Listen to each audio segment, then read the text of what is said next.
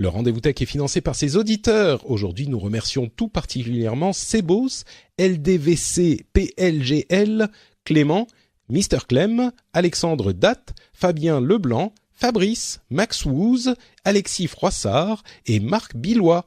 Merci à vous et à tous ceux qui choisissent de soutenir financièrement l'émission. Bonjour à tous et bienvenue sur le Rendez-vous Tech, l'émission qui explore et qui vous résume de manière compréhensible toute l'actualité tech, internet et gadgets.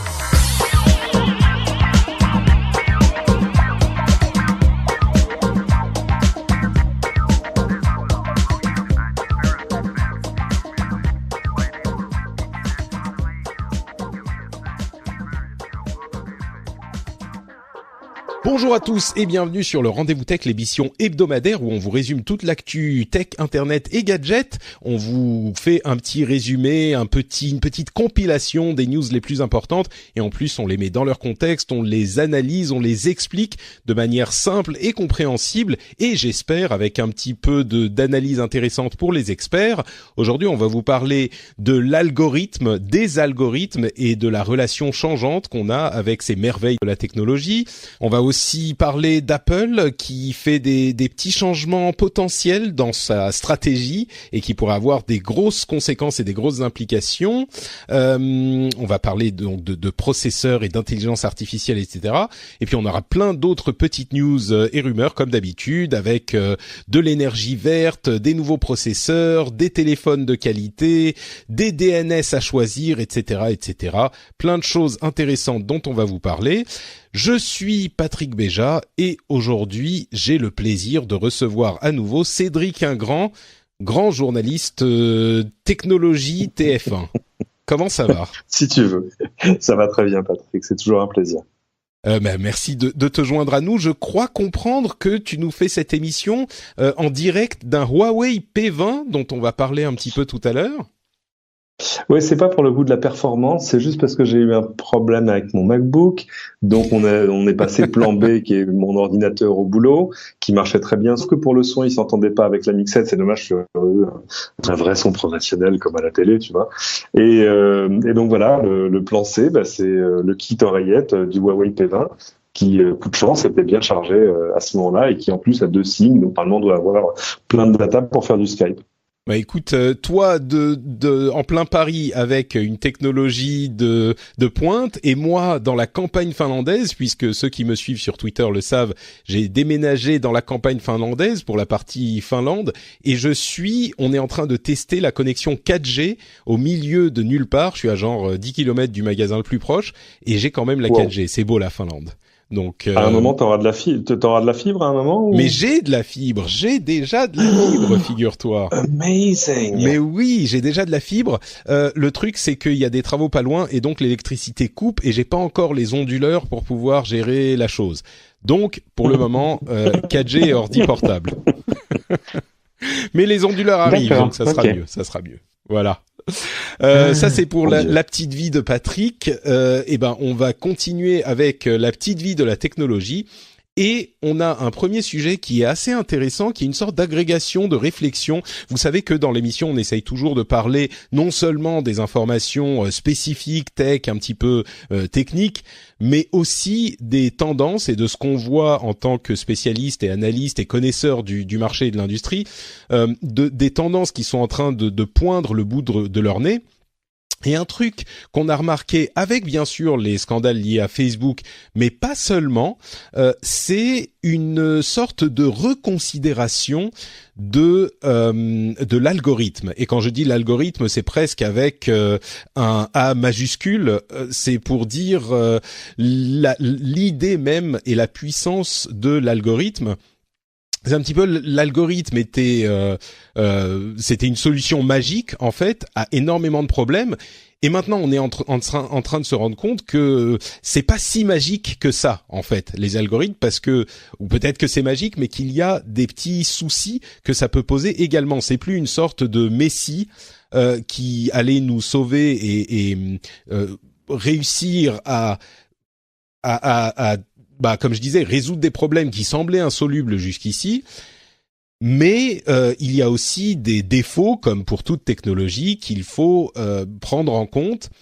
les différents sujets dont je voulais parler, enfin que je voulais réunir dans cette discussion, c'est d'une part, on avait parlé il y a un certain nombre de semaines des problèmes de YouTube, en particulier pour les enfants.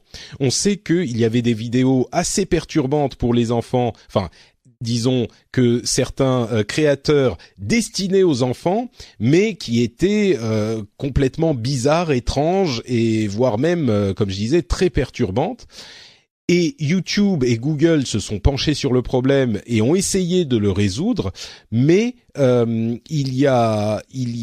n'ont pas réussi vraiment par la puissance de l'algorithme, ils n'ont pas réussi à sélectionner suffisamment bien les vidéos qui apparaîtraient sur, en particulier, l'application YouTube Kids. Donc, ils viennent d'annoncer qu'il va y avoir une nouvelle version de l'application YouTube Kids qui va arriver dans quelques semaines, qui aura une option de désactiver entièrement la recherche algorithmique, donc la recherche automatique faite par les ordinateurs, pour n'avoir que des vidéos suggérées, enfin des vidéos et des suggestions qui ont été sélectionnées. Et là, c'est un petit peu Yahoo qui se retourne dans sa tombe, parce que Yahoo, on se souvient, le moteur de recherche qui a été supplanté par Google, Yahoo était essentiellement sélectionné, il sélectionnait les pages, et Google, la raison pour laquelle ils ont réussi à remplacer Yahoo, c'est que leur algorithme était tellement puissant qu'il indexait absolument tout l'Internet, et donc il était beaucoup plus efficace pour trouver ce qu'on voulait trouver.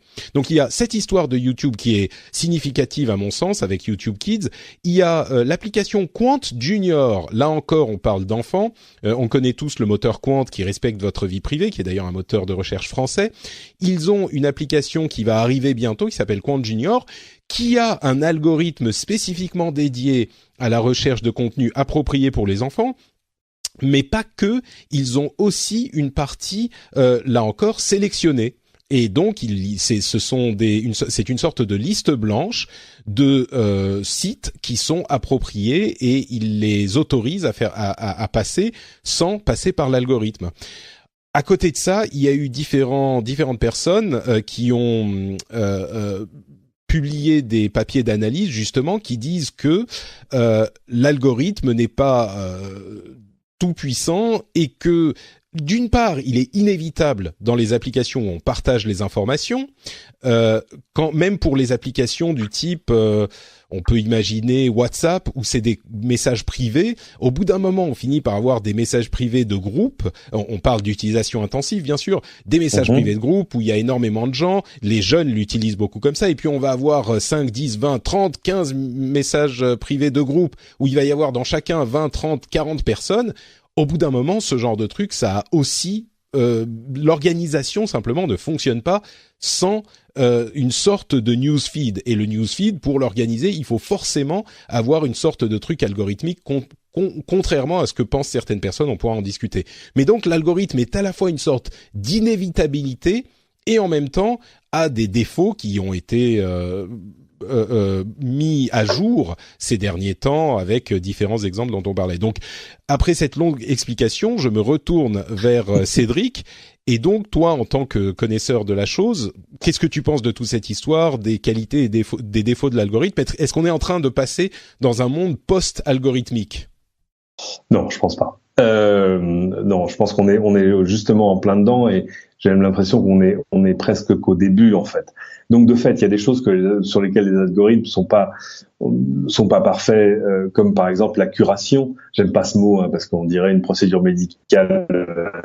T'as un petit peu coupé. Tu disais on dirait une procédure médicale? Oui, c'est ça. On dirait une procédure médicale pas très agréable.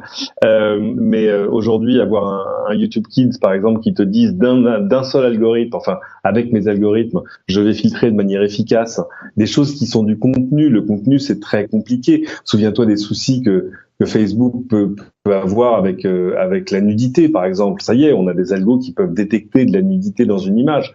Mais la question après, c'est celle de l'intention de l'image. Et tu vois, entre une image qui soit de l'érotisme pur et je sais pas, l'origine du monde ou un tableau avec des naïades tel que tu le verrais au Louvre, l'intention de l'image, l'algorithme peut pas la détecter. Idem pour ces vidéos pour enfants où il y a d'un côté des programmes qui sont des programmes pour enfants et puis puis des choses qui sont de la pub éhontée qui se fait passer pour un programme pour enfants, voire même des choses qui utilisent des images de programmes pour enfants, mais qui sont pas du tout des choses destinées aux plus jeunes. Ouais, donc c'est ce dont on avait parlé dans les épisodes précédents, qui étaient voilà. étranges. Ouais.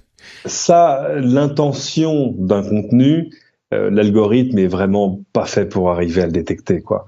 Je le disais, c'est exactement ce qui arrivait à Facebook avec le nu, etc. Donc c'est très difficile dire. Mais du coup, t'es en train de défendre. Tu commençais par défendre l'algorithme, mais du coup là, t'es un petit peu en train de l'enfoncer.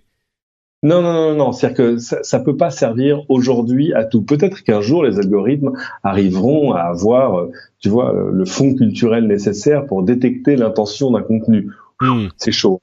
Surtout sur des contenus qui sont pas des contenus écrits, c'est-à-dire qu'il faut analyser ce qui se passe sur l'image et le son. Enfin, là, on rentre dans des niveaux de difficulté qui sont quand même assez terribles.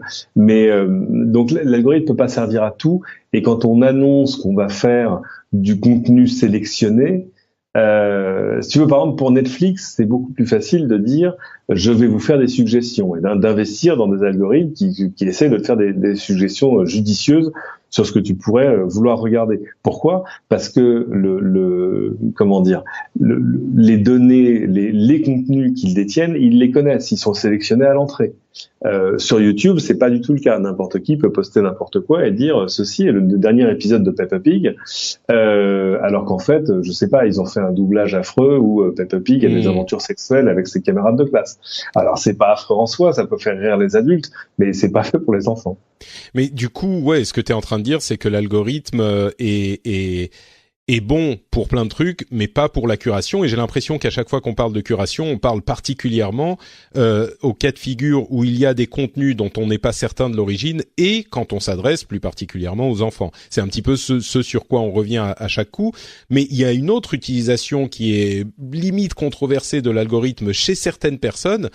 C'est les algorithmes pour les flux de news, comme les flux Facebook, les flux Twitter, etc. Il y a plein de gens qui disent ah oui, mais moi je veux pas de l'algorithme, donnez-moi le flux le flux brut chronologique, chronologique, voilà, exactement. Et là, je suis un petit peu moins convaincu parce que on se rend compte quand on étudie la chose d'un petit peu plus près qu'il y a par jour, pour la plupart des utilisateurs, aujourd'hui qu'on a des dizaines, des centaines d'amis et de pages qu'on suit, en particulier sur Facebook, il peut y avoir des centaines, voire 1000 ou 2000 contenus qui seraient candidats à un affichage sur votre flux. Et ça, par contre, c'est pas du tout possible. Enfin, c'est possible, mais enfin, vous verriez rien, vous verriez pas plus les choses intéressantes que... C'est un choix. À mon sens, c'est un choix. C'est-à-dire que je suis d'accord sur le fait que si on disait, tiens, Facebook va venir ou revenir à un truc purement chronologique, de fait, tu vas avoir un flux de news qui sera pas très très gérable. Mais par exemple, c'est plus que pas gérable. Si t'as ne serait-ce que 500 trucs qui apparaissent dans la journée, l'important c'est que tu vas même pas avoir plus les trucs intéressants que tu crois, parce que tu crois que l'algorithme te donne pas les choses qui sont intéressantes, mais c'est pas avec un flux chronologique que tu vas voir les choses intéressantes non plus. Tu ne connais pas la réalité des choses, mais tu t'exposeras juste à te dire peut-être que je rate des trucs. Mais remarque, c'est exactement ce qui se passe sur Twitter. Tu sais que si tu te connectes pas sur Twitter pendant 3-4 heures, bah oui, bien sûr, tu vas rater plein de choses. C'est vraiment, le train est passé, la rivière est passée devant tes yeux, t'as pas regardé, t'as raté ce qui se passait au milieu. Bon, c'est une autre utilisation. C'est pour ça que Twitter est moins dans ce genre de problématique, même si eux aussi essaient d'avoir des algos pour faire ressortir au moins les contenus les plus populaires ou qui font le plus réagir, mais c'est ça.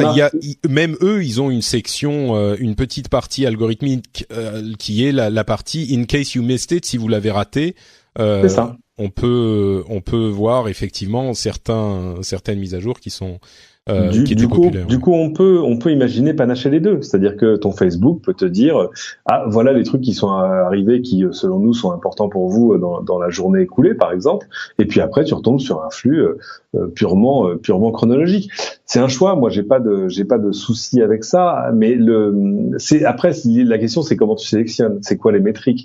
Moi, je me souviens ce que Facebook a fait pendant longtemps, surtout tous les contenus médias, particulièrement, tout simplement, il te faisait des suggestions de contenu basées sur l'engagement, comme on dit en anglais, c'est-à-dire combien de gens ont aimé, combien de gens ont réagi, combien de gens ont partagé, et surtout combien de gens ont réagi en fait. Qu'est-ce qui générait de la conversation? Le problème, c'est que l'algorithme s'arrêtait en gros au nombre de réactions et pas au contenu des conversations.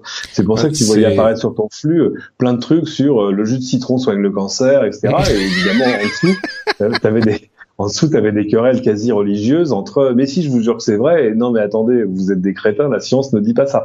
C'est d'ailleurs une des choses que fait remarquer un des articles qui m'a attrapé l'œil de la très sérieuse Columbia Journalism Review qui dit en gros l'ère des trends, des tendances, est un petit peu en train de s'estomper. Eux, ils utilisent peut-être même un langage un petit peu plus fort, parce que on est en train de se rendre compte que là encore, cette méthode algorithmique, qui est finalement une certaine méthode de curation, qui est de voir les tendances, eh ben ça fait pas ressortir les trucs intéressants, ça fait ressortir les trucs qui font réagir. C'est le problème qu'on a eu sur Facebook. Et d'ailleurs, il y a Sheryl Sandberg et Mark Zuckerberg qui ont fait une sorte de mea culpa. Bon, ils font un mea culpa un peu tout. Zuckerberg, il fait un mea culpa tous les 2 ans, mais là, ça a l'air un petit peu plus profond, étant donné que la crise est également un petit peu plus importante, mais ils ont admis publiquement, ils disaient qu'ils n'avaient pas compris à quel point les outils pouvaient être utilisés, enfin qu'ils n'avaient pas assez investi en fait dans la sécurité des utilisateurs et dans les manières dont leurs outils pouvaient être utilisés, ce qui inclut évidemment l'algorithme. Et donc tu parlais des tendances, des trends, et là encore, je pense que les trends sont peut-être pas complètement mises à mal, mais qu'il faut peut-être les aménager un peu, quoi. Disons qu'ils l'ont compris, parce que ce genre de choses, c'est un peu arrêté. Je pense qu'on reviendra un jour à la question de savoir est-ce qu'il faut un bouton, tu vois, un inverse de like sur Facebook, comme ça existe sur YouTube, par exemple, pour arriver à faire redescendre des vidéos dont le nombre d'interactions pourrait laisser à penser qu'elles ont une qualité intrinsèque. Tu vois ce que je veux dire. Ouais. Mais je pense pas que c'est comme la blague de Coluche sur les pubs de lessive où tu vois quelqu'un qui arrive avec un t-shirt taché de sang en disant si t'as du sang plein ton t-shirt, peut-être que la lessive n'est pas ton premier problème. Et là dans le cas précis de Facebook, je pense pas que la curation des trends soit le premier problème de Facebook en ce moment. Mais c'est exactement le problème, c'est parce que c'est cette méthode algorithmique de faire remonter les updates, les sujets intéressant entre guillemets était basé uniquement sur les interactions. Enfin, c'est le cas aussi pour les trends, tu vois, c'est en fait, si on arrive au cœur du problème, et on va peut-être conclure là-dessus, si on essaye de sortir le cœur du problème, c'est peut-être que les algorithmes sont entre guillemets mal foutus. C'est facile de dire ça parce que on n'est pas dans les mains dans le cambouis à essayer de les concevoir, mais sont mal foutus parce qu'ils ne prennent en compte que les interactions. Et ça favorise, comme on le savait depuis un moment, ça favorise donc les sujets controversiaux, et donc les algorithmes sont optimisés pour ça, pour l'engagement, comme tu l'as dit. Peut-être qu'il faut pas se débarrasser des algorithmes, qu'il y a un cas particulier pour la curation, c'est certain, et en particulier pour les enfants. Mais peut-être qu'il serait possible d'améliorer les algorithmes pour qu'ils soient non pas optimisés pour l'engagement, mais plus qualitatifs et plus qualitatifs dans le sens quel type de contenu de quel type de contenu est-ce qu'on parle? Oui, bien sûr. Et là, c'est vrai que c'est plus difficile. Moi, je pense quand même que le cœur de la crise de Facebook, c'est la fuite de données des utilisateurs, enfin, et puis un vrai problème de fond de confiance et même de conscience. C'est-à-dire que il y a un problème d'éthique.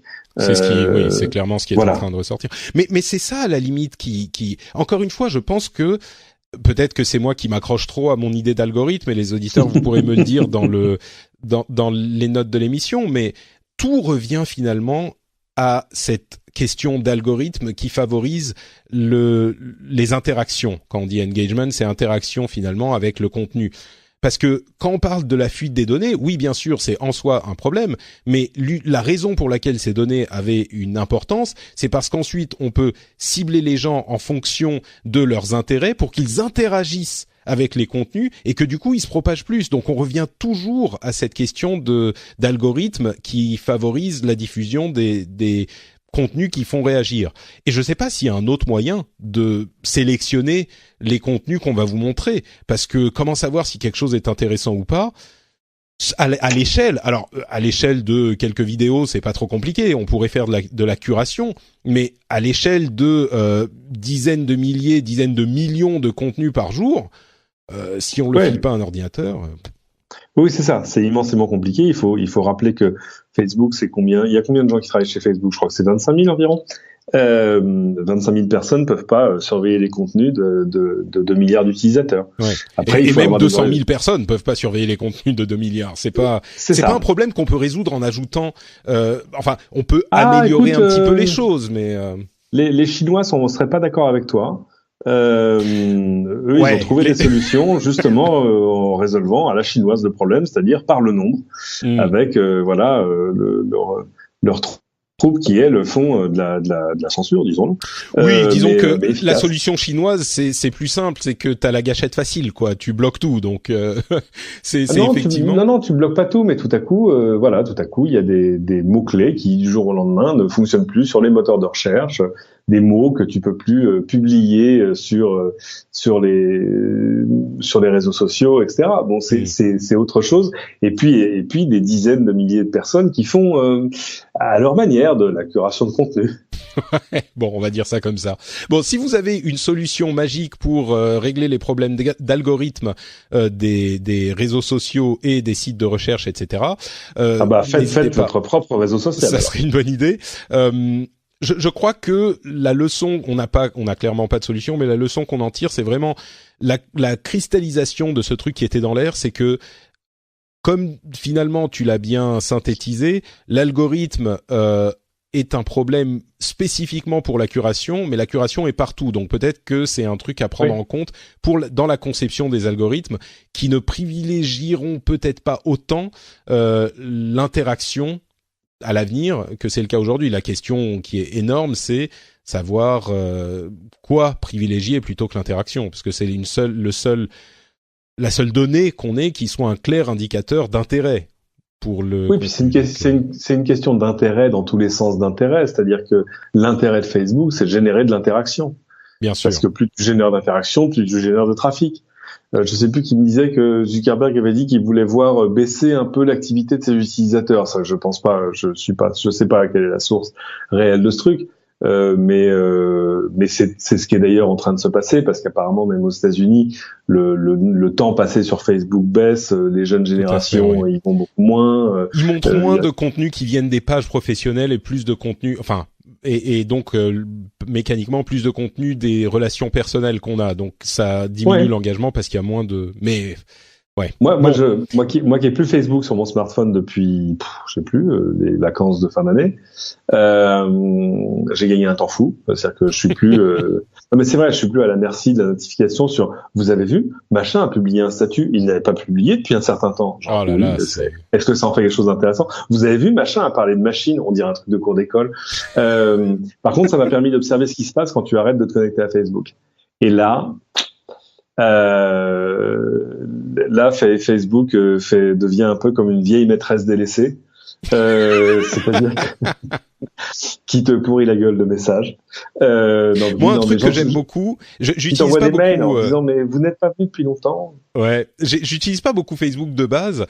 J'utilise la page publique pour les émissions. Et il y a un truc qui m'a vraiment marqué, c'est que quand tu publies une mise à jour qui fonctionne pas trop mal, c'est-à-dire qu'il y a un bon taux d'interaction, il te dit votre mise à jour elle fonctionne pas mal, poussez-la plus, faites un petit peu de pub, ça vous permettra d'atteindre encore plus de monde. Donc je me dis OK, normal machin.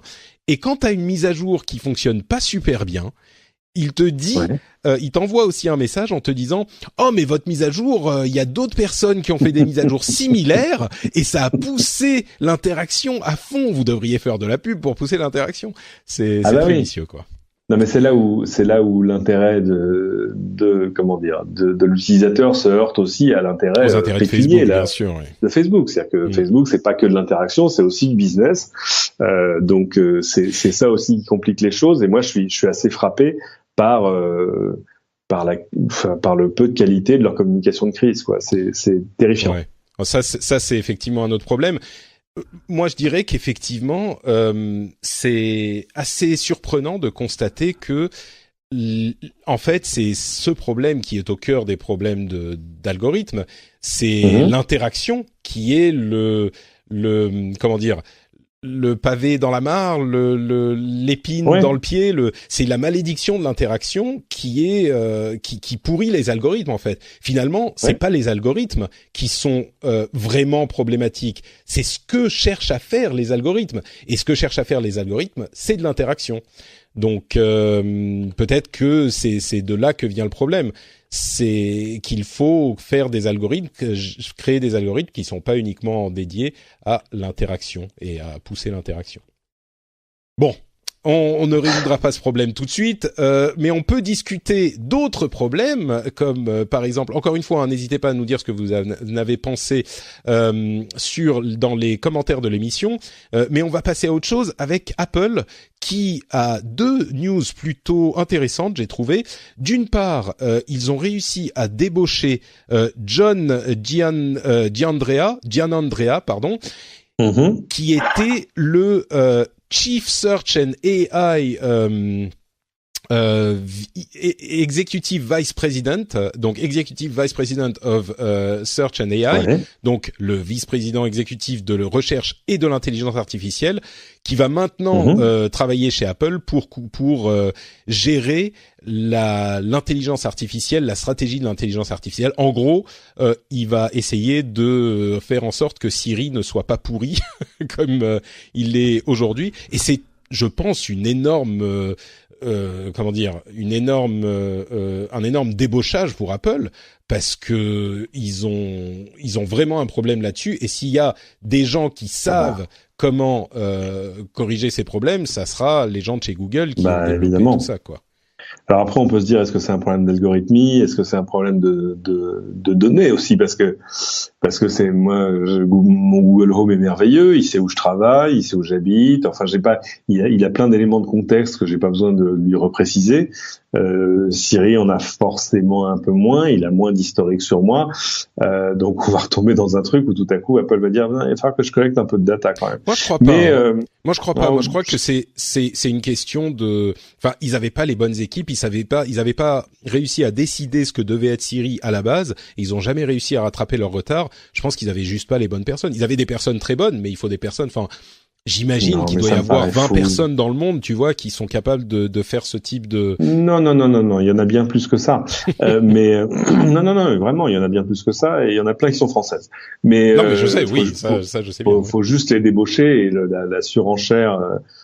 aujourd'hui, si t'es ingénieur, tu sors d'une école d'ingénieur aux États-Unis et tu sais faire un peu d'AI, ce qui est pas une discipline plus compliquée qu'autre chose. En fait, tu vois, c'est une discipline, mais c'est pas, c'est de l'algorithmie comme d'autres. C'est salaire de base $300,000. J'ai raté, j'ai pas pris la bonne carrière, moi. On a tous raté le train, clairement. Je pense que les choses sont clair, on va pas. Enfin après tout, mais il faut pas oublier que c'est $300,000 payés dans la Silicon Valley, où si un couple fait moins du $1 million par an, ils sont middle class. Non, c'est pas le $1 million, je crois que c'est 500,000. C'est en dessous de 500,000, c'est plus dur. Et donc on parle pas, on n'est pas dans les mêmes échelles dans tant de salaire. Bien sûr. Oui. Bon, peu importe. Mais il y a plein de gens. Et ce que je veux dire, c'est ça qui est étonnant, c'est qu'Apple est tout sauf une start-up. Ils ont des développeurs à plus savoir qu'en faire. Ils ont les moyens de débaucher absolument qui ils veulent sur la planète entière. Ils ont des moyens à peu près illimités. Et pourtant, je voyais des chiffres là qui sont sortis. L'entreprise désormais qui dépense le plus en R&D dans le monde, c'est Amazon. C'est Amazon, 23 milliards de dollars. Alors dedans il y a les contenus, donc ça veut dire aussi les dépenses de contenu pour Prime Video, etc. Oui. Entre parenthèses, ils vont dépenser 1 milliard sur la série Lord of the Rings. Je sais pas si t'as vu, mais bon, ils ont 5 saisons de prévues déjà, mais 1 milliard sur la série, dont 200 millions, je crois, pour avoir les droits. Enfin, bref, ça c'est Amazon, c'est la démesure totale.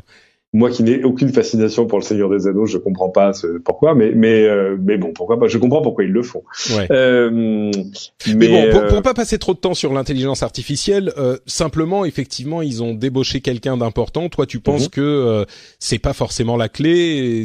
Il y avait d'autres problèmes, quoi. Non, mais ça suffira pas. Il faut qu'il y ait d'autres choses qui suivent, et surtout qu'ils prennent la décision stratégique, que Siri est quelque chose de stratégique. Mais c'est ça en fait, c'est ça que ça signale pour moi, à mon sens. Oui, tout à fait. Pour moi, à mon sens, de mon humble avis qui me concerne que moi, je pense que c'est finalement une indication que là ils ont compris qu'ils ont besoin d'avoir un Siri performant. Ils ont compris que quoi qu'ils aient fait pendant des années, ils ont dû essayer différentes méthodes internes et ça a pas fonctionné. Et là ils se sont dit bon ok, il faut quelqu'un. J'ose même pas imaginer combien ils l'ont payé pour le faire quitter Google. Et il faut qu'on revoie les choses de fond en comble. Et ça c'est ce que ça signale. Mais bon, je me trompe peut-être. Mais... Peu importe qu'ils prennent 2 millions, 3 millions, 5 millions, plus une montagne de stock. Enfin, c'est une question, chez Apple, c'est juste une question de décision. L'intendant suit derrière. Ouais. Pour la petite histoire, Apple a investi à Londres un sublime appartement, mais un truc. C'est même pas un appartement, enfin c'est un duplex absolument gigantesque. Le salon doit faire 180 mètres carrés. Enfin c'est dans un chouette quartier. Je vous en dirai pas plus. Quand on y est, c'est là où on va pour se faire des démos. Alors évidemment dans des conditions absolument merveilleuses parce que tout est magnifique. Tu vois, une démo d'Apple TV quand tout est câblé et que c'est Apple TV qui ferme les volets, c'est pas mal. Et évidemment, on était plusieurs à se dire, mais combien ils ont payé pour cet appart et la déco et tout ça. Et à la fin de la foire, c'est si c'est 1 million ou si c'est 10 millions, c'est pareil. Oui, bien sûr, non, c'est sûr. C'est juste, voilà, si la décision est prise, bon, voilà, c'est le prix, voilà. Oui, bien sûr. Et là, c'est pas. Non, là, effectivement, oui, c'est sûr que la décision a été prise et donc ils ont eu John Giannandrea.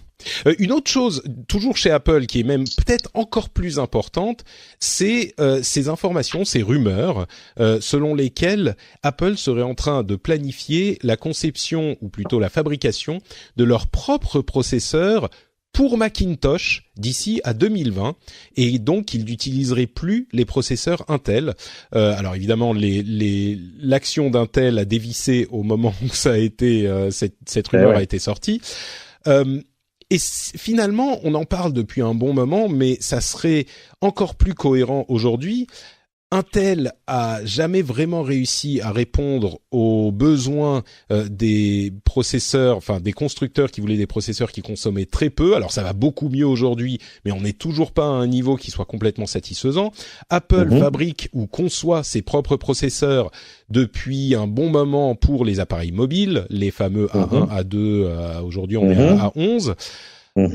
Et puis, il y a le projet Marzipan qui permettrait de faire tourner les applications iOS sur macOS, qui pourrait peut-être même signaler le début d'une convergence entre les deux systèmes. Est-ce que toi, tu y crois à cette idée que Apple fabrique ses propres processeurs? Et si c'est le cas, est-ce que ça sera des processeurs x86, donc type Intel et ordinateur classique, ou des processeurs ARM, qui sont des processeurs mobiles? Et est-ce que ça ferait basculer du coup au moins une partie de la gamme Mac sur processeur ARM? Ça serait un énorme changement, quoi. Ce serait un énorme changement sur est-ce que Apple y réfléchit? Apple y réfléchit depuis le premier jour.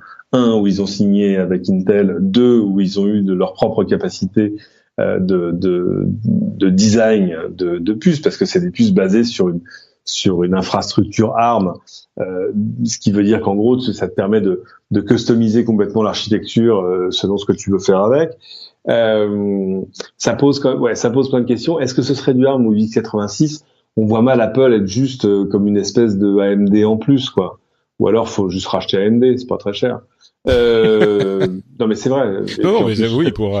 comme tu disais tout à l'heure, 1 million, 10 millions, c'est la même chose. Voilà. Pour Apple, 1 milliard, 10 milliards, c'est pareil. Ouais, voilà. C'est un peu pareil, tu vois. Mais est-ce que la tentation de l'intégration verticale, comme on dit chez Apple, elle est constante.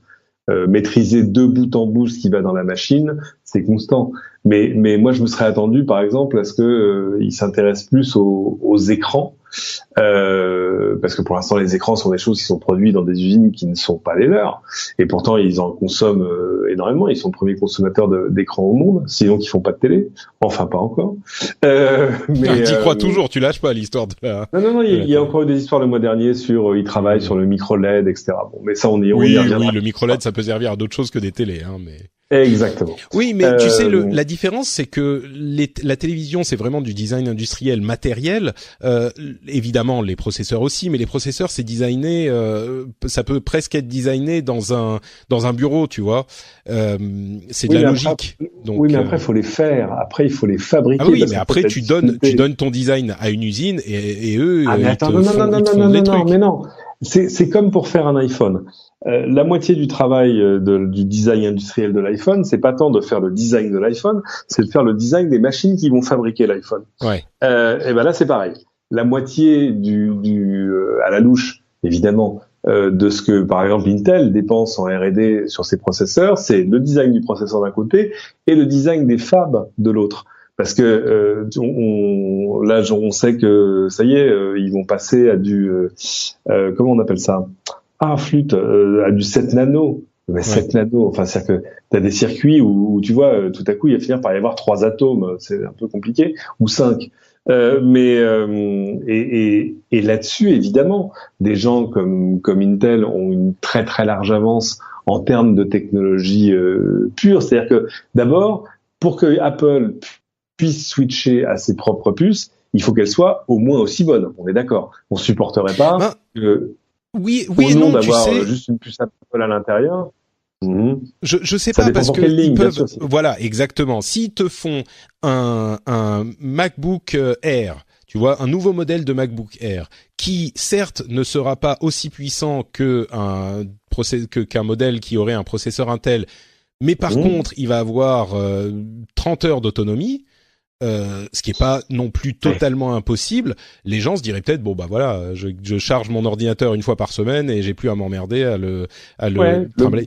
Et évidemment ça marcherait pas pour tout le monde, mais dans certains cas, je pense qu'on pourrait accepter des processeurs et Apple qui soient moins performants que les équivalents chez Intel. Le problème c'est que s'ils le font, je n'ose imaginer qu'ils ne le fassent pas pour toute la gamme en même temps. C'est-à-dire qu'il faut que ce soit un switch stratégique parce qu'il faut pas oublier il faut aussi que les développeurs suivent.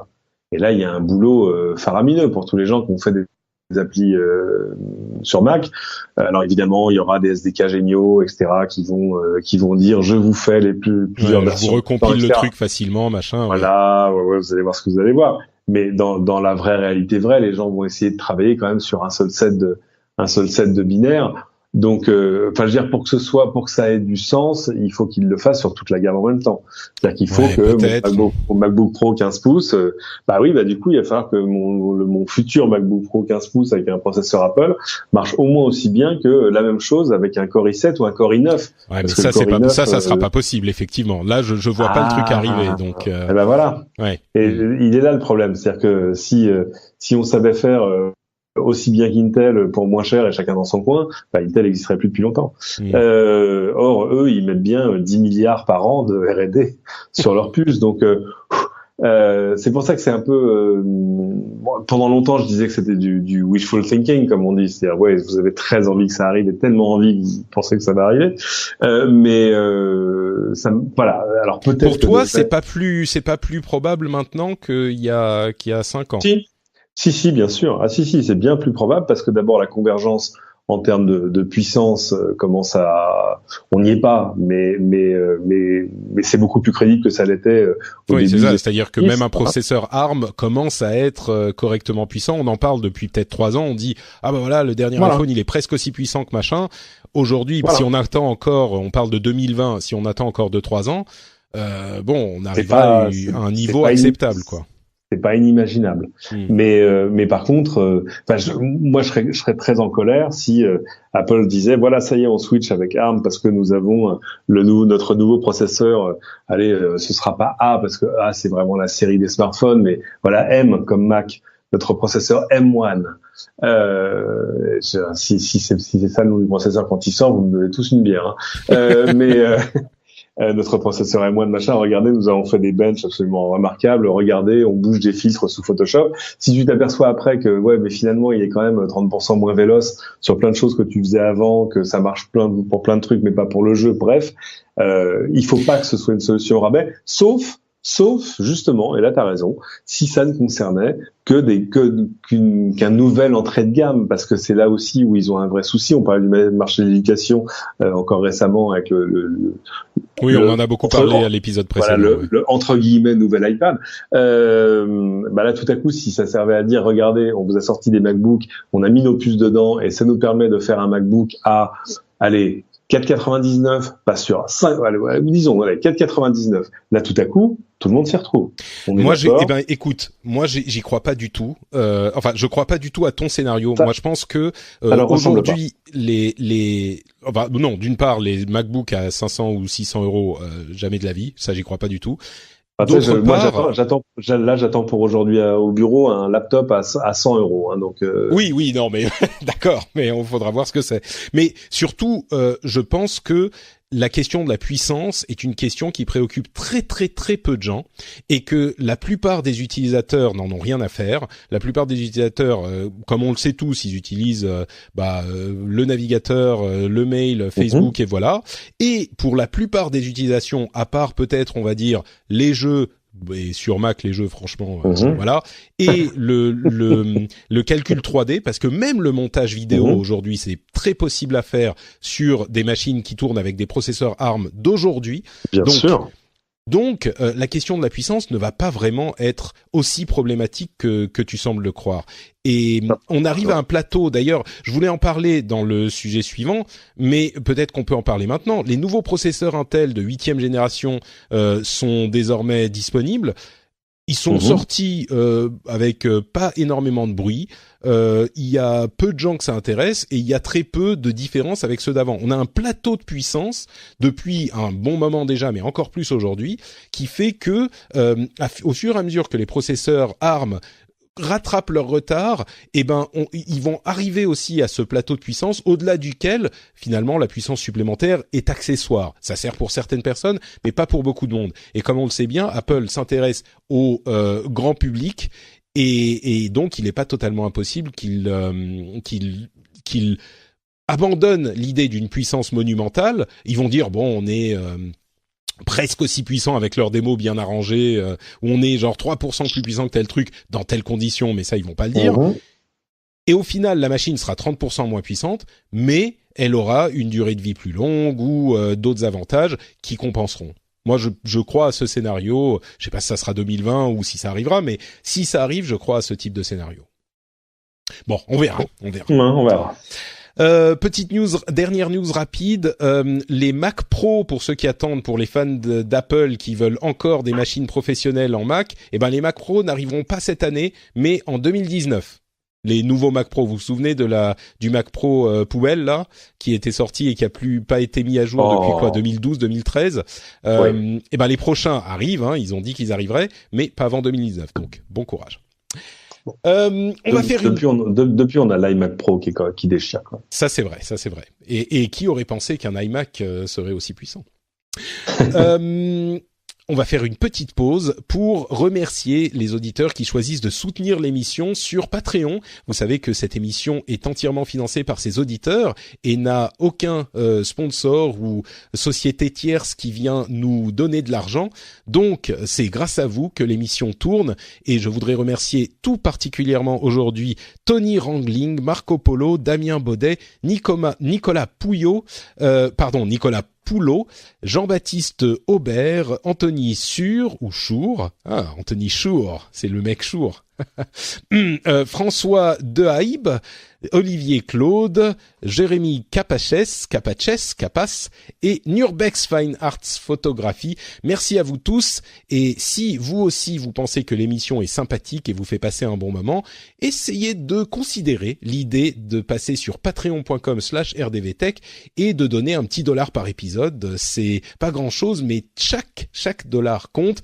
Et le lien est dans les notes de l'émission, évidemment. Surtout maintenant que tu t'es payé un ranch en Finlande. Ah bah oui, non mais évidemment, les vaches ne mangent pas. Ah si, ça mange de l'herbe. Merde. Bon, mais ça n'empêche. Les news et rumeurs. Tirer la fibre, ça a dû coûter atrocement cher. Ah bah oui, ça, mais c'est déjà payé. Mais bon, mais oui, effectivement, ça a pas été bon marché, mais c'était indispensable, comme vous vous en doutez. News et rumeurs, donc, Google et Apple, allez, des bonnes nouvelles quand même. On n'a que des nouvelles catastrophiques depuis des semaines. Ils ont annoncé tous les deux que l'ensemble de leurs besoins en énergie était couvert par des énergies renouvelables. On est prompt à critiquer les sociétés de la tech, avec raison, généralement et souvent. Eh bien là, peut-être une bonne chose, tous leurs besoins en énergie sont couverts par des énergies renouvelables. Quand c'est possible, c'est directement avec de l'énergie renouvelable consommée. Quand c'est pas possible, parce que c'est ça qui m'a surpris. Moi, je me suis dit, ah bah oui, mais c'est juste pour leur bureau où il y a leurs employés en Occident, tout ça. Non, en fait, c'est y compris, dans le cas d'Apple en tout cas, mais je pense que c'est le cas des deux, y compris pour la fabrication des appareils, les usines, tout ça. Et quand c'est pas possible dans certaines régions, eh bien, ils achètent des sortes de bons d'énergie renouvelable de crédit CO2, quoi. Voilà, c'est une sorte de crédit CO2, exactement. Ils font de la compensation, comme tu peux faire de la compensation quand tu prends un vol, en disant je vais acheter l'équivalent CO2, voilà, et on va aller planter des arbres en mon nom. C'est pas mal. C'est bien, non c'est un petit peu de positivisme. C'est parfait. Ouais, c'est une bonne nouvelle. Moi, j'attends que toute la Gigafactory de Tesla soit ouverte parce que ce sera à la fois la plus grande usine du monde et la plus grande ferme solaire au monde. C'est-à-dire qu'en gros, ils considèrent que 100% de leurs besoins en énergie locale, cette fois, seront couverts par des énergies 100% renouvelables. Absolument remarquable, surtout quand on fait le vrai faux procès aux voitures électriques, de dire ah mais ça consomme vachement de CO2 de les produire. Ah bah oui, mais plus maintenant. Ouais. Non, mais tu sais, ça va même plus loin, ça va dans les. C'est un argument finalement en marketing aussi, au-delà de la bonté évidemment innée de ces sociétés. C'est que quand tu utilises leur service, il y a énormément de problèmes, énormément de défauts, on le sait, mais au moins, au minimum, tu te dis bon bah. Ces trucs-là, pour ces sociétés, ça pollue pas plus enfin, ça pollue pas, tout simplement, c'est des énergies renouvelables. Donc, un produit Apple, un produit Google, on parle de produits physiques, de matériel ou de services, parce que dans le cas de Google, ça fait tourner les data centers. Les data centres, bien sûr. Voilà. Donc, non, c'est remarquable. Alors, autant sur les data centres, on se pose toujours la question, eux se posent toujours évidemment la question de leur implantation, parce que, par exemple, tes data centres, c'est chouette de les mettre au nord des États-Unis parce que tu vas avoir de l'hydroélectricité. Il fait froid, donc tu dépenses beaucoup moins en clim, voire pas du tout. Et puis en plus, tu vas être à côté de une ou deux centrales hydroélectriques, donc tout à coup, tes sources d'énergie sont nettement plus propres. Mais c'est vrai que aller jusqu'à compenser la consommation de CO2 de tes usines en Chine où là tu peux pas, tu contrôles pas la source de l'énergie, c'est pas mal. Bon, je pense que ça doit être déductible des impôts. C'est très possible, ouais. Il ne gâche rien, effectivement. Le Huawei P20 sur lequel tu es en train de parler en ce moment, on commence à voir arriver les premières reviews et ça a l'air hyper positif. On en parlait un petit peu à l'épisode précédent avec l'histoire des 3 objectifs qui avaient l'air un peu anecdotiques, mais pas forcément. Comme le disait Jérôme. Ouais. Mais au-delà de ça, c'est un téléphone qui a l'air d'être l'un des meilleurs téléphones Android du moment, quoi. De l'année jusque-là, en tout cas. On n'est jamais à l'abri de surprises, mais ils ont fait des efforts absolument déments sur la photo. Mais c'est pas nouveau, c'est-à-dire que c'est une stratégie constante chez Huawei. Moi, j'ai interviewé le patron, Richard Yu, qui me disait, c'est simple. De toute façon, ce qui intéresse les gens dans un smartphone, c'est deux choses, c'est la photo et l'autonomie. Le reste est assez accessoire et le reste est beaucoup moins différenciant quand tu es dans le monde Android. Et ça, je le comprends très bien. Et de fait, ça fait des photos, c'est amazing, quoi. Et 2 jours d'autonomie, d'après ce que je comprends dans le test de The Verge, est-ce que tu as eu la même expérience? Écoute, le mien est souvent branché parce que du coup, j'utilise Android Auto dans la voiture, etc. Mais non, j'ai fait l'expérience, moi, juste après l'avoir eu, je l'ai chargé à 100% une nuit. Je me suis levé un jeudi matin, et sauf que le jeudi matin, c'est le jour où je me lève à 4 heures du mat. Donc voilà, j'ai passé toute ma journée avec. Je suis rentré le soir, il était quoi, 18h30, et il me restait encore 60% de batterie. Donc, écoute, voilà, tu fais ça une a l'air journée plutôt de 15 positif. heures. Ouais, non, tout à fait. C'est-à-dire que c'est pas du benchmark, mais je peux te dire de façon empirique que tout à coup, sur le P20 Pro, c'est-à-dire celui qui a une batterie de 4000 mAh, tout à coup, l'autonomie est plus un problème, quoi. C'est pas, y a pas un moment dans la journée où tu vas dire, flûte, faut que je le branche, il est 16 heures. Tu vois, non, ça n'existe pas. Oui, on parle du P20 Pro, tu fais bien de le préciser, ouais. Oui, celui qui a les 3 objectifs, celui qui a tout ça, parce que le P20 m'intéresse un peu moins. C'est ce qui est intéressant sur le P20 Pro, c'est le troisième objectif, le très très gros à l'échelle d'un smartphone capteur photo. La qualité des photos qui en sort est absolument remarquable. Alors là aussi, il y a beaucoup d'algorithmies, hein, ils en parlent énormément. Là où tu vois sur ton iPhone, tu passes en mode portrait pour faire un portrait, lui il détecte un visage, il passe tout de suite en mode portrait. Donc ça a un petit côté. Tu sais, comment ça s'appelle les photomatons japonais? Pellicula. Voilà, exactement. Qui tout à coup te font des photos où tu as un teint de pêche absolument magnifique. Bah là, c'est un peu ça. Par défaut, il fait ça. Alors tu peux le doser, tu peux le désactiver, bien évidemment. Je suis pas encore allé au bout, je dois dire, de toutes les fonctions dans la photo. Il y en a qui sont vachement bien pour faire du scan de documents. T'as pas besoin d'avoir une application en plus. Enfin, non, ils ont fait un boulot remarquable. Le smartphone en lui-même est vraiment bien foutu. Enfin, il est agréable comme tout. Très bel écran. Non, je trouve pas la faille. Et il est un peu moins cher que ses grands concurrents. Alors après, faut aimer Android et il faut aimer l'implémentation d'Android que fait Huawei. Et là, je suis un petit peu moins fan. Si je devais choisir, aujourd'hui, pour moi, le téléphone parfait, enfin le téléphone Android parfait, ce serait celui-là avec un stock Android, tu vois, un Android pur, comme on dit, comme ce qui existe sur les Nokia, qui résout en plus les problèmes de délai de mise à jour et tout ça. Mais non, allez le voir en magasin si vous pouvez, essayez de faire quelques photos avec. C'est quand même la photo de nuit sur ce truc-là est un truc absolument saisissant. C'est-à-dire que c'est des choses que j'arrive pas à faire avec mon Canon, sauf à avoir un pied, voilà. Mais non, c'est remarquable, c'est un super téléphone. Bon, bah écoute, donc bonne surprise que ce Huawei P20 Pro peut-être à regarder si vous voulez changer de téléphone bientôt. News suivante, c'est les DNS. On va vous parler un petit peu de DNS. Les DNS, pour ceux qui ne savent pas, c'est le serveur qu'utilise votre ordinateur pour traduire le nom d'un site web auquel vous voulez accéder en adresse IP, c'est-à-dire le chiffre l'adresse avec 4 chiffres, 128.172.210.4. Ça, c'est une adresse IP. C'est l'adresse que l'ordinateur comprend. Sur ton réseau local. J'ai dit 120, mais non, j'ai dit 128. C'est pas réseau local. D'accord. Non, c'est pas 192.168.0.1, oui, n'est-ce pas?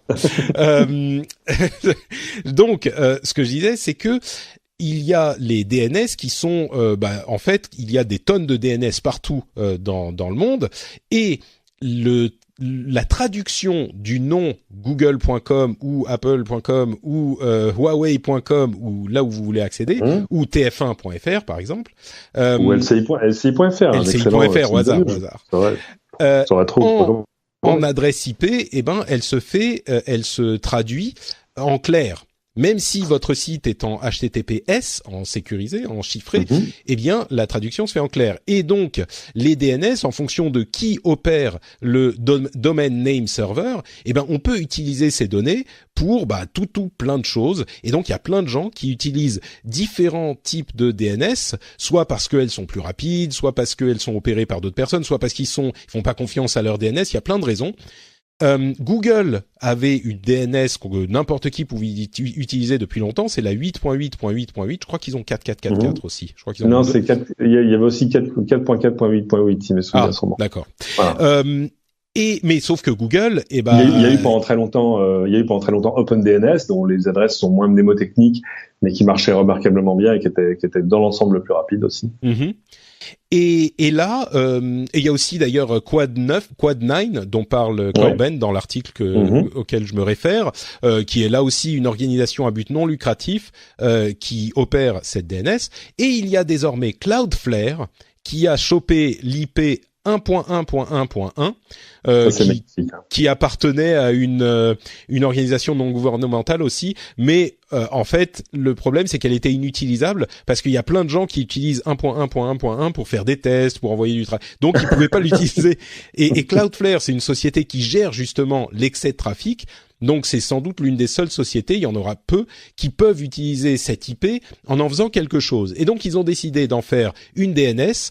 Et ce qui est intéressant, c'est qu'ils s'engagent à ne pas revendre les données. Et ils ne conservent pas les logs plus de 24 heures. Alors eux, peut-être ensuite qui se servent des données pour leur sauce interne. Eux, ils gèrent les gros volumes de trafic sur Internet. Donc ces informations seront importantes pour eux possiblement. Donc c'est pas entièrement anonyme. Enfin, les données peuvent être utilisées, mais dans un cadre qui est a priori à peu près cachère. Hein. Cloudflare, c'est une société qu'on connaît et à laquelle on fait quand même relativement confiance. Mais voilà, donc si vous voulez utiliser une DNS sympa, je vais pas rentrer dans les détails de la manière dont ça se passe parce que n'importe qui. C'est pas très compliqué. Hein. Vous avez mais je pense que les gens qui configuration automatique, vous passez en manuel et vous mettez 1.1.1.1 comme serveur DNS et ça marche. Ça permet aussi de régler certains soucis quand vous avez parce qu'évidemment il y a des gens qui se sont mis à jouer un peu avec le DNS, qui est un peu une des vaches sacrées de l'internet dans l'ensemble de DNS. Donc par exemple, il y avait des fournisseurs d'accès qui tout simplement, quand tu faisais une erreur d'adresse, je sais pas, tu faisais tff1.fr, plutôt que de dire ah bah non, erreur 404, cette page n'existe pas, bah ils te renvoyaient sur leur propre site ou sur un site avec des pubs. Donc là tout à coup voilà, c'était le grand mérite de Google quand ils l'ont fait, mais eux le faisaient aussi pour des raisons statistiques, sinon que je ne sais pas s'ils rattachaient ça à ton compte, j'en suis pas absolument certain, mais c'est pas mal. Moi c'est intéressant, et puis ça permet de régler des problèmes quand t'as des DNS un peu curieux quand tu voyages par exemple. Oui, ça peut être très utile effectivement quand on sait pas sur quel réseau on atterrit, donc 1.1.1.1. Voilà. Là, pour le coup, facile à retenir. Tu te souviens pas compliqué, pas d'excuses. Tu te souviens des Steam Machines, les machines, les ordinateurs qui étaient conçus par Valve pour être des machines de jeu? Eh bien, ils ont disparu du store Valve. Et alors, Valve dit non mais si SteamOS, on est toujours en train de s'y intéresser, et si on continue à fond, SteamOS c'est toujours présent. On se souvient que SteamOS en fait avait été développé pour contrer Windows au début au lancement de Windows 10, quand il semblait que le Windows Store allait devenir le seul moyen facile d'installer de nouvelles applications. Et du coup, Valve avait été paniqué parce qu'ils disaient mais attendez, nous on a un store en fait aussi et on veut pas que Windows ait son propre store et que on puisse plus installer d'applications facilement par notre store. Enfin, en l'occurrence, c'est que des jeux pour Valve, mais bien sûr, ça aurait été compliqué. Il s'engouffre dans la brèche SteamOS. Le problème, c'est que SteamOS, pour se découpler de Windows, il tourne essentiellement sous Linux. Et les jeux qui sont développés sous Windows ne tournent pas sous Linux. Il faut les développer spécifiquement sous Linux. Donc, SteamOS n'a pas connu, on va dire, le succès qu'auraient pu espérer certains. C'est toujours le même problème quand on parle de Linux. Et là, il semblerait que...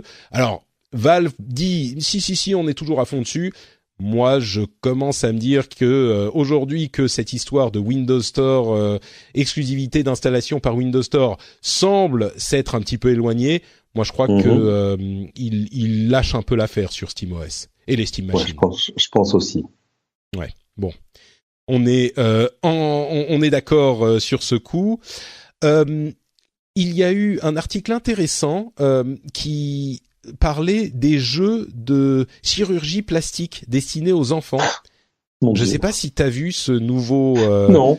Ben écoute, c'est visiblement une tendance assez importante ces derniers temps, des apps qui sont des jeux de chirurgie esthétique en fait.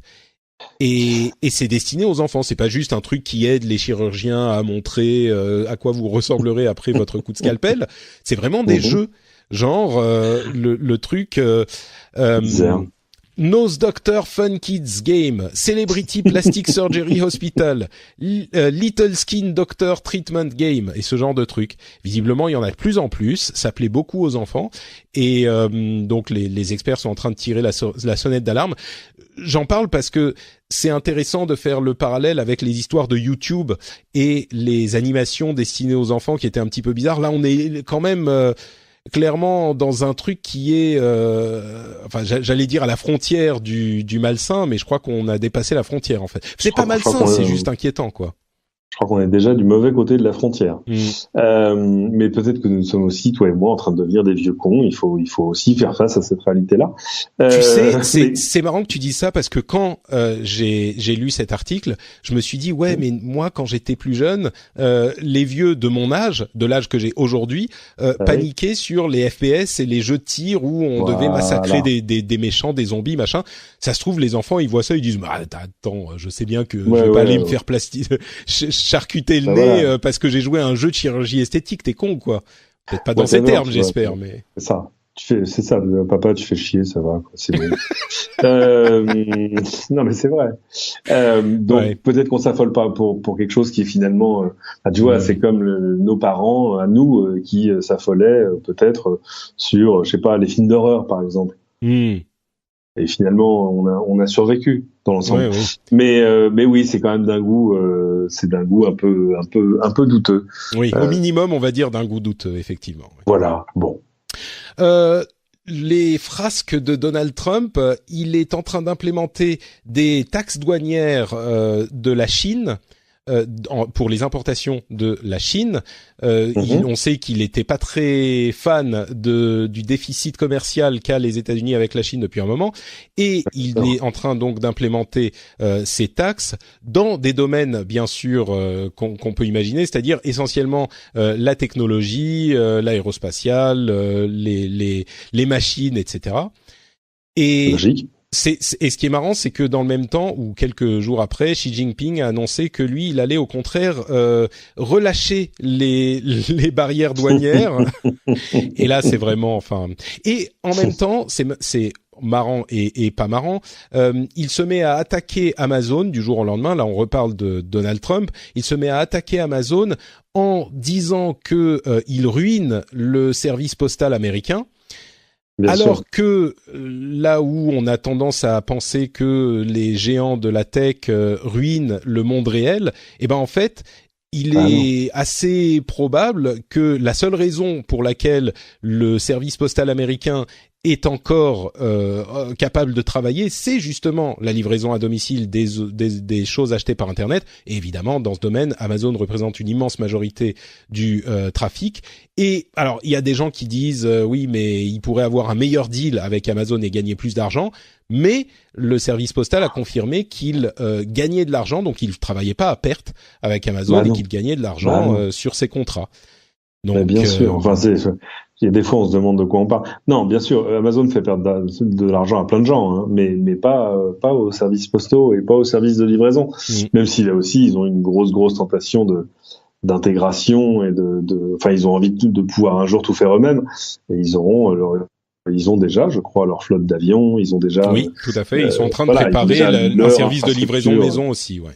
Voilà, donc c'est normal, mais en même temps ils remplaceront pas tout le monde partout, et c'est quand même apparemment, en tout cas grâce à Amazon, que la Poste américaine a remis en place son service de livraison du samedi, par exemple, qui n'existait plus avant.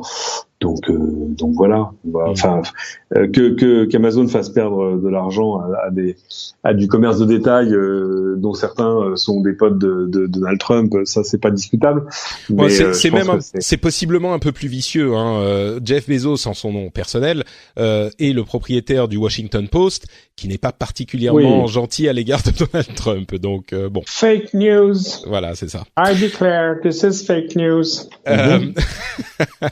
Mark Zuckerberg, on en a déjà parlé, on va pas trop reparler, mais il va témoigner devant le Congrès américain aujourd'hui, je crois, on est mardi, dans les heures qui viennent. Voilà, ok, et il pourra répondre à des questions, mais il a publié son témoignage, la déclaration qu'il va faire devant le Congrès.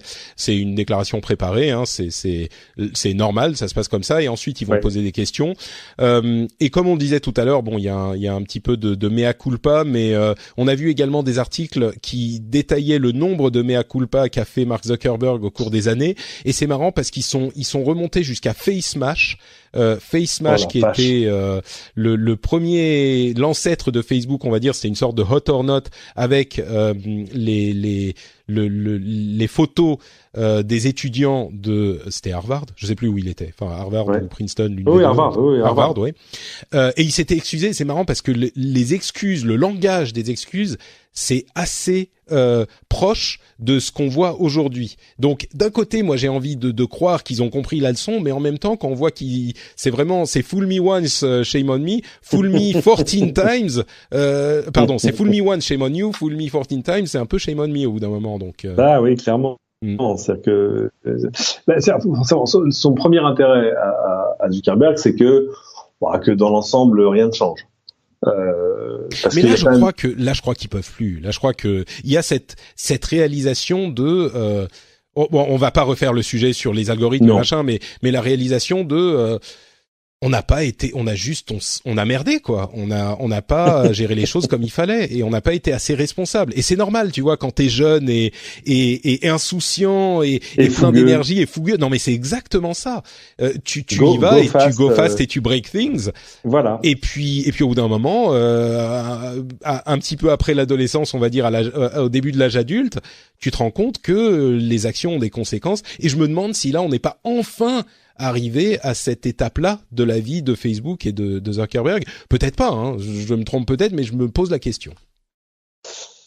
Il est quand même convoqué devant le Congrès. Je sais que c'est l'un des hommes les plus riches et les plus puissants de la planète, mais enfin merde quand même, quand t'es convoqué devant le Congrès pour témoigner, qui que tu sois, tu fais un peu sur toi quand même. Tu reconsidères les choses. Là, c'est pas le plus grand, tu vois, c'est pas le plus grand orateur de la tech en général. Je pense pas qu'il aime l'exercice, mais alors du tout. Il va se retrouver quand même sous un feu de questions pas forcément confortable. Donc non, ça va pas être sa journée la plus sympa de la semaine. Il en a pas eu beaucoup des journées sympas, je pense, depuis quelques semaines, mais enfin bon, en même temps. Oui, mais enfin, voilà, il aurait pu l'anticiper un peu. Et enfin, on parlait des Chromebooks il y a une semaine, justement, en parlant d'éducation.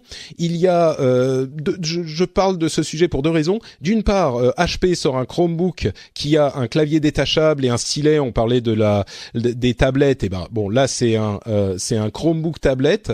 Il coûte quand même $600, donc c'est pas non plus l'entrée de gamme. Ça sera disponible en juin. Il a l'air sympathique, et il y a plusieurs retours d'auditeurs qui nous ont confirmé que même dans l'éducation française, il y avait quand même pas mal d'initiatives avec des Chromebooks notamment dans les écoles en France. C'est pas uniquement aux États-Unis. Donc alors c'est pas à la même échelle, je pense, et c'est sans doute, comme on le disait la dernière fois, le problème c'est que c'est toujours un peu localisé, il n'y a pas d'initiative nationale, mais il y a quand même des efforts de ce type-là.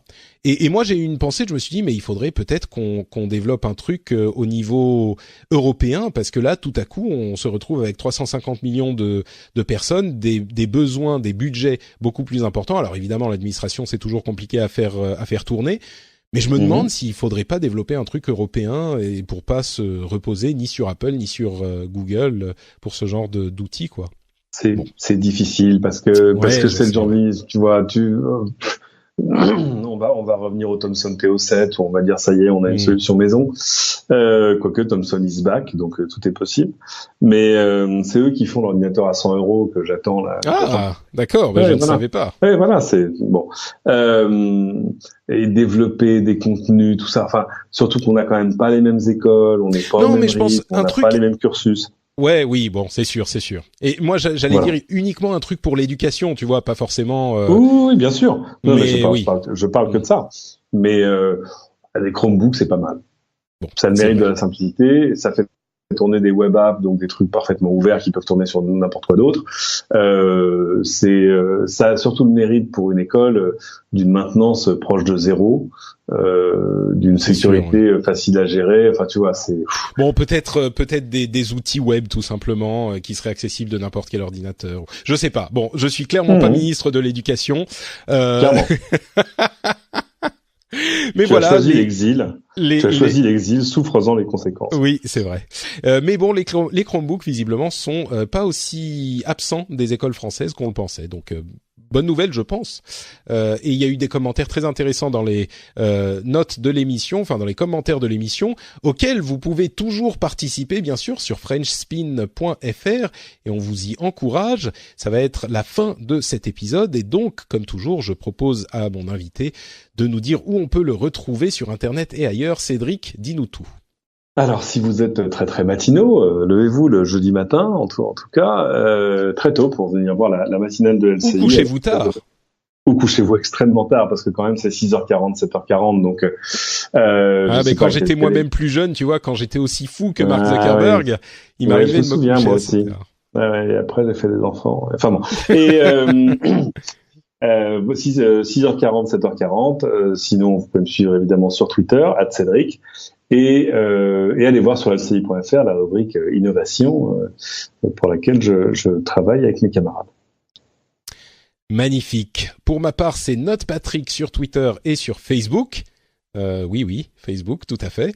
Entre parenthèses, on entend beaucoup de gens qui disent oui, il y a des gens qui suppriment leur compte Facebook, mais enfin ça va. Les gens sont toujours assez actifs sur le truc. Je crois qu'on n'y est pas encore au delete Facebook vraiment global. Bref. NotePatrick sur Facebook aussi, et moi je ne poste que des trucs de qualité. Je me demande d'ailleurs si je vais pas commencer à utiliser les stories un petit peu plus sur Instagram et sur Facebook, c'est lié et tout. Je me dis que les stories ça pourrait être sympa pour vous partager mon quotidien, parce que ça fait des semaines et des semaines que je veux faire des mises à jour et des updates et tout ça. Il y a même un truc story sur Patreon. Donc je vais peut-être faire des stories privées sur Patreon pour les patriotes, pour leur raconter un petit peu comment ça se passe ici à la campagne. Ça pourrait être sympa. Et justement, Twitter, Facebook, vous connaissez bien. Je suis aussi disponible sur Patreon, patreon.com/rdvtech, et comme je le disais tout à l'heure, Patreon c'est un système hyper simple où vous pouvez soutenir l'émission financièrement. Vous décidez combien d'argent vous donnez par épisode et vous vous engagez à donner cette somme. À la fin du mois, vous êtes débité en fonction du nombre d'épisodes publiés. C'est hyper simple. Vous pouvez choisir donc la somme que vous donnez par épisode, mais aussi le nombre d'épisodes que vous soutenez par mois. Généralement, je dis si vous voulez pas soutenir tous les épisodes, faites quand même 2 ou 3, hein, soyez cool. Et à partir de là, vous pouvez également vous arrêter quand vous voulez. Il n'y a aucun engagement, il n'y a rien du tout. Il y a des récompenses assez sympas, notamment l'accès au Slack où on se marre toujours très bien entre slackers. Donc vous pouvez aller y jeter un coup d'œil sur patreon.com/rdvtech. Ça prend 2 minutes. C'est disponible dans les liens, dans les notes de l'émission. Et si vous appréciez l'émission, si vous passez un bon moment, pensez-y, ça serait sympa pour moi et pour mon activité professionnelle.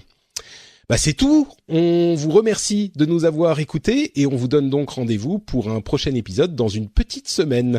Ciao à tous. Salut.